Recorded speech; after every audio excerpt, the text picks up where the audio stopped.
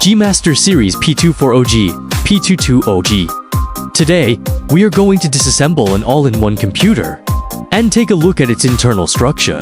Firstly, we remove the screws at the back of the transformable stand. To detach the transformable stand.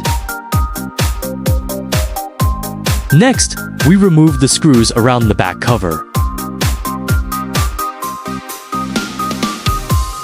And remove the scrolls at the I/O baffle.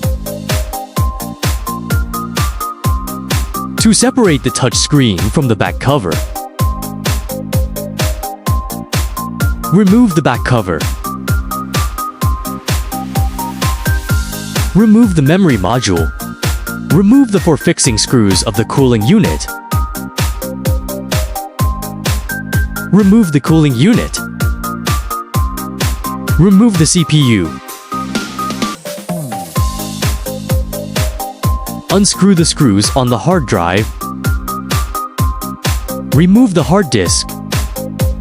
The main units of the all-in-one PC have been disassembled.